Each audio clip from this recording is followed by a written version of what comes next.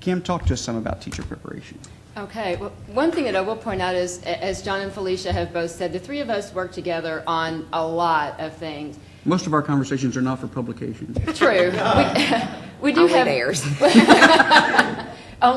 She's very good at this. She's very perceptive. We have sort of let your hair down type meetings, but I think truly something that's interesting about the three of us is all of us had worked together in some capacity before we got into the jobs that we have now. I've known Felicia for many years because we both have worked in literacy over the years, and John and I had worked together as well. The three of us also have children in school right now. We have kids across the grade levels, elementary, middle, and high, now that I think about it. So, I mean, we have a true interest and a true motivation for this. I mean, for selfish reasons, if nothing else, but we're also, sort of career people who are into this. So I think that's very important, and it keeps us focused on what we are in this for, really, which is kids in classrooms. And I think for me, that's a big consideration, because it's not always the case that what is best for kids in classrooms would be what is most comfortable for the adults sometimes. And that's where I really have to keep my focus all the time, is a kid in a classroom and how will what we do affect them. Not just mine or Felicia's or John's, but lots and lots of other kids that are, won't be here for a very long time. I'll have grandkids before too long, surely. And that's, I really do kind of think about that kind of thing. One of the things that we know in Kentucky is it takes around, and this number is a little bit of a ballpark, but somewhere around 11 years to replace about half our teachers. So when we get them in there, they stay for a long time. And we want to be sure that we have the best folks in place, and that we also try to shape people who grow continually over the course of their careers, that they don't just kind of get there and sit there. That's not what we really want. So I'll go back a little bit and give a little bit of history, some of which preceded my arrival at the Education Professional Standards Board. Prior to that, I taught at a small college that had an educator preparation program, and I taught in that. So I sort of do have that higher ed perspective. I also was a classroom teacher, so I have that perspective as well, which I think helps keep me from going too far off the rails when I get these bright ideas that from my sort of bureaucratic point may seem like a brilliant plan. And then I think about how will that affect people in a higher ed. How long will it take for people in a higher ed situation to do what we have in mind? How long will it take to affect teachers who are actually in classrooms? Is it even feasible for them to do what we're talking about? And most of what we do with committees. We are an independent standards board, and our board is made up mostly of classroom teachers. We also have representation from higher ed and from a board of education. But we really take our guidance from them and their decisions. We're directed by that. There's always legislative interest in what we do, and when we change regulations through our board, they go through the legislature. So we know we have a lot of audiences looking at what we do. We don't just sit in our offices and come up with brilliant plans and implement them the next day. It takes a lot more than that, and your state may be different as to what all it takes to make things happen. But it's not always comfortable, and there are, sometimes situations that not everyone feels like his or her best interests are foremost in our minds. But again, we're driven by what helps kids in classrooms, ultimately. So before I came to the Standards Board, a committee had already been at work looking at the admissions requirements for teacher education programs, as well as the clinical experiences. It's taken quite some time, but we have implemented two broad groups of regulatory changes that look at admissions and at the student teaching experience. If you're a person who likes to look things up along those lines, it's 16 KAR 5:020 is the admissions regulation, and it's seen a lot of changes. 16 KAR 5040 is student teaching, and it has undergone a lot of changes. An interesting thing about the vote on 5020, to get to the point of what were some of your sort of sticky spots, the Council on Postsecondary Education and the Department of Education have seats on our board. So John attends our meetings and is a voting member. someone else, Michael Daly, attends for the Department of Education, but I'm sure that you hear about what goes on at these meetings. Historically, our board votes, they discuss, they debate, but when it push comes to shove, they vote, and it's 100%, we're all with it. The vote on 5020 was the first time that anyone can recall that we had a split vote. That was, a preview maybe of some coming attractions. There had been quite a bit of discussion about it before. The vote had been delayed. It was not something that everyone said, absolutely 100%, this is what we want. I'm going to just tick off some of the changes, and depending on your role, you'll go, ooh, I can see why someone may have pushed back a little bit on that one. There were changes to the GPA requirement to raise it to a 2.75. I know that that is not as high as it is in some states. I know that some states are not that high, and some states don't prescribe that kind of thing. But it's a 2.75, and there is a provision for students who have a 3.0 for their last 30 hours, so that students who do get off to that rough start, which we've talked about a lot, have an opportunity to kind of catch back up. We changed our testing requirements and slightly raised the required score on the PPST. We are including the 21st century skills, and you're familiar with those. I don't have to go over all that. Those are considerations, which some of our institutions really see as an opportunity to apply some scrutiny that they wanted to but didn't feel like maybe they had the backing on. Awareness of the ethics requirements and dispositions requirements and that sort of thing.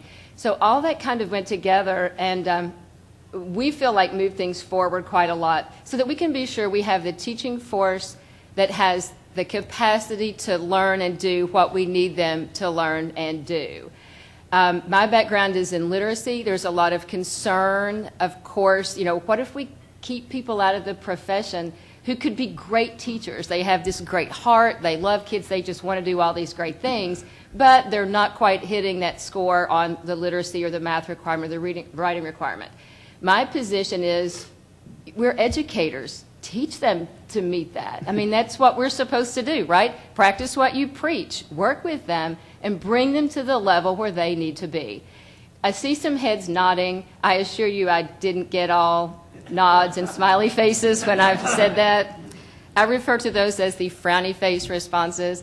I get frowny faces on that sometimes, but I truly see that as a justifiable challenge to our programs. Fix them.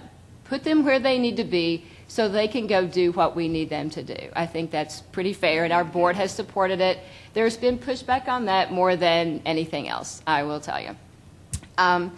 5040 addresses the student teaching requirements, including what it takes to be admitted into student teaching. And if this is the way ours, not every state set of regulations work identically to how ours do, but that's where we have our next sort of point where we would have standards for who gets to move on to the next stage. Some of the requirements that we've implemented there, if you're familiar with the NK Blue Ribbon Panel Report, the BURP, you'll recognize some of these requirements. The number of required field experience hours prior to student teaching is set at 200 hours.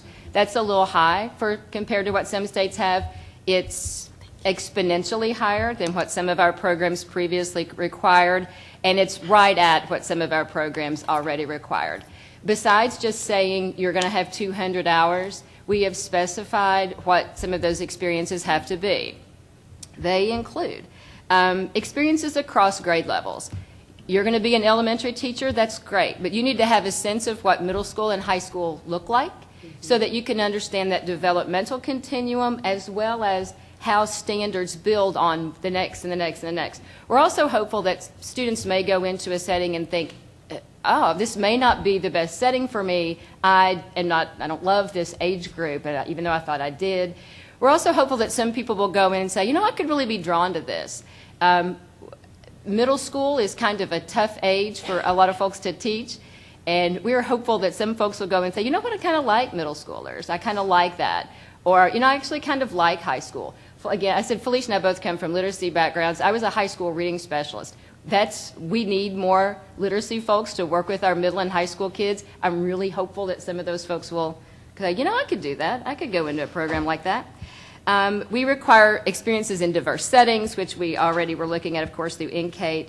Our 200 hours have to include experiences attending school board meetings and school council meetings. So you get an idea of where some of the other decisions are made outside just the classroom, that you won't be able to just go in the classroom, shut your door, and do what you want to do. We think they need to see what really goes on in schools, even when it's not pretty.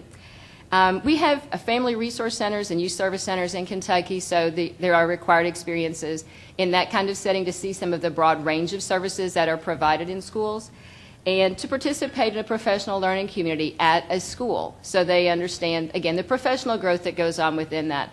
And there are some other details of what's involved in that. What we have not done is be so prescriptive as to say 20 hours of this and 30 hours of that and on.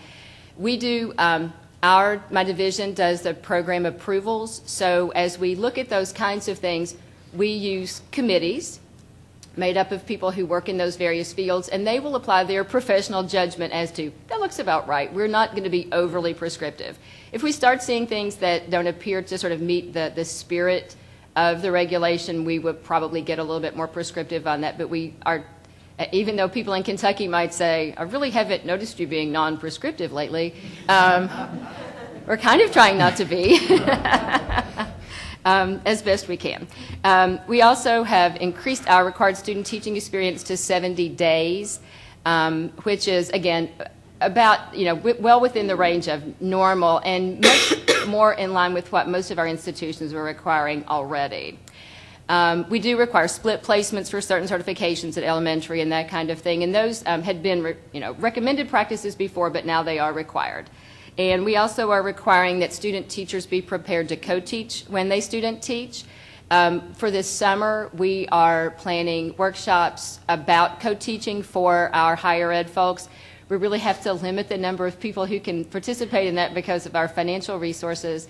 But we are using a train-the-trainer model. And if you're familiar with the work done at St. Cloud State, they are coming to provide our training, and several of our programs have sent folks up there. I think that's one of the components that we've really had to look at, because we've had some concern from K-12 about, you're going to send us how many student teachers again, and for how long, and they have to do what? And they're going to be there for 200 hours of field experiences. I mean, I think there's some concern that we're just going to flood the schools, and everyone knows that teachers who have high-stakes assessments looming over their heads would have concern about giving up control of their classrooms. We don't want them to give up control of their classrooms, and we are not a state in which when you come in to student teach, you kind of just roll in and take over and the classroom teacher sort of backs away. And we're getting even further away from that by really expecting true co-teaching. I have a high hope that it also improves our ability to implement cooperative teaching with special educators as well. I think that's going to be a good sort of true job-embedded professional development opportunity for some of our teachers. So those are some things that we've done from a regulatory standpoint. We also have are in the process, our board has voted to require, and we are in the process of implementing a literacy preparation requirement for all of our secondary certification programs that will look at, that's literacy writ large, read, write, speak, listen, and that is another place that some of our higher ed folks went, we're not sure we have the capacity to do that. We're going to support them. Some of our programs require that course, some don't require it, and truly say straight up, we aren't in a position to offer that. And we know that we need to help them get into a position to do that. So we will take on that role. And we are simultaneously revising our process for reviewing all of our programs when they're submitted for approval and our accreditation process. So as NCATE and TEAC become CAPE, we're following along with that, but we're not really going to just wait on what that ultimately looks like. Ours will work in tandem so that we can keep moving further ahead. So we have a lot on our plate. Again, obviously we're a regulatory agency, but we try to do so with the kind of focus that puts us where we need to be. We try to involve folks in our work, and when these bumps come along and we do meet the resistance, people have been so involved with it along the way that the people that push back, I think, maybe they don't understand fully where we're headed. Mm-hmm. They're concerned about what does this mean for them personally and that kind of thing, which is completely understandable. Change is a scary process. I entered teaching in Kentucky right around the time of CARA, and for those of you who've heard that reference, the Kentucky Education Reform Act, to me, a change seems like the only constant. I didn't teach 2 years in a row when anything seemed to be the same. So that's normal for me. I never got really in the routine. I never reused my lesson plans or anything like that. But not everyone has had that experience, and not everyone's comfortable with that, and we have to be considerate as much as we can. But I also push pretty hard when I need to.